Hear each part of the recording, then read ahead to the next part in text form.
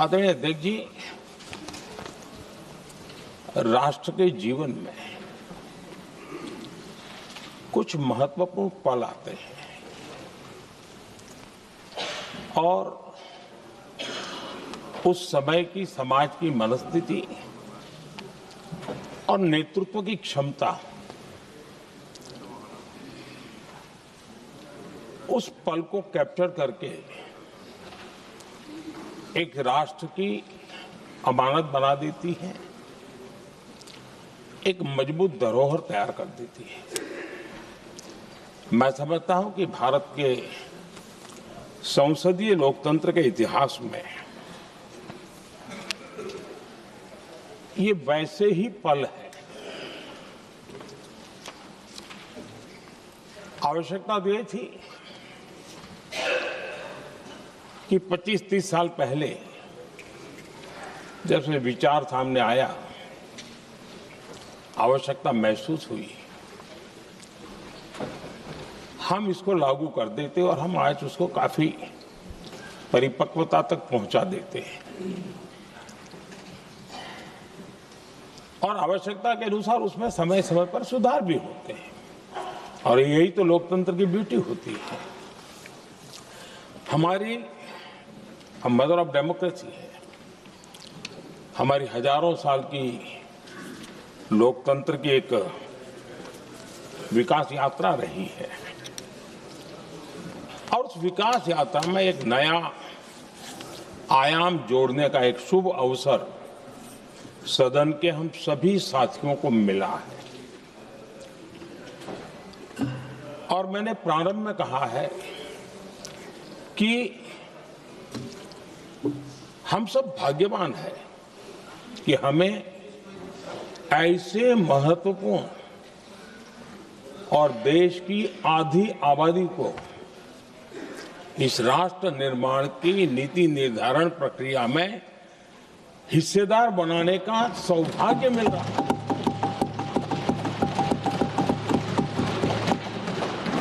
ये हम लोगों के लिए सौभाग्य है और मैं चाहता हूं कि मेरे सभी माननीय सांसद, मैं इधर उधर की आज बात करना नहीं चाहता हूं, हम सभी सांसद इस महत्वपूर्ण अवसर को जाने न दें।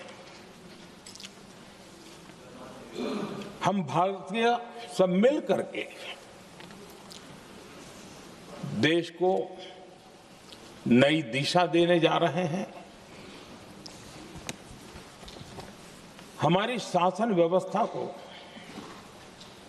संवेदनशीलता से भरने का एक सार्थक प्रयास करने के लिए जा रहे हैं और मुझे विश्वास है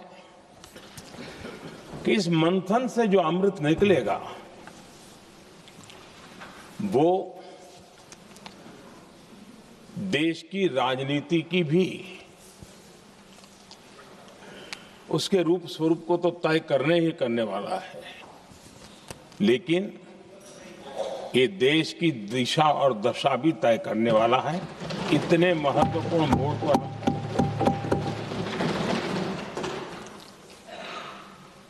आदरणीय अध्यक्ष जी, 21वीं सदी में भारत एक नए आत्मविश्वास के साथ आगे बढ़ रहा है। विश्व में भी आज भारत की स्वीकृति हम सब महसूस कर रहे हैं और ये हम सबके लिए गौरव का पल है। एक समय हमारे पास आया है और इस समय को हमने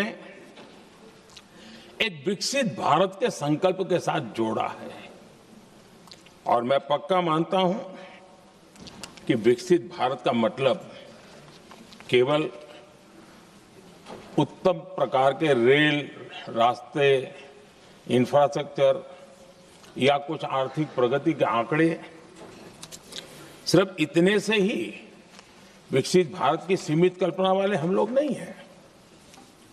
हम चाहते हैं कि विकसित भारत जिसके नीति निर्धारण में साच अर्थ में सबका साथ सबका विकास का मंत्र समाहित हो, देश की 50% जनसंख्या नीति निर्धारण का हिस्सा बने, ये समय की मांग है।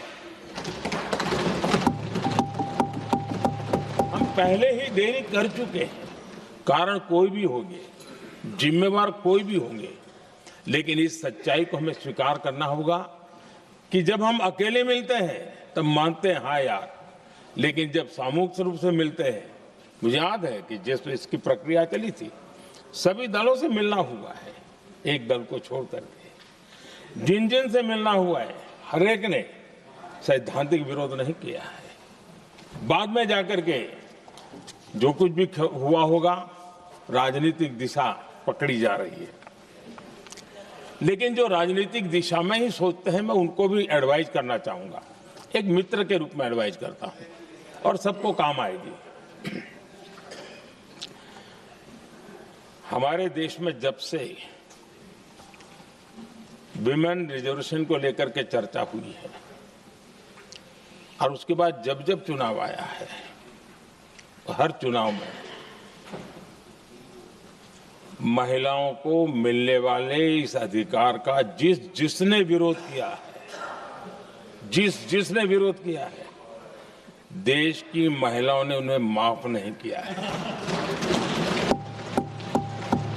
उनका हाल बुरे से बुरा किया है। लेकिन ये भी देखिए कि 24 के चुनाव में ऐसा नहीं हुआ।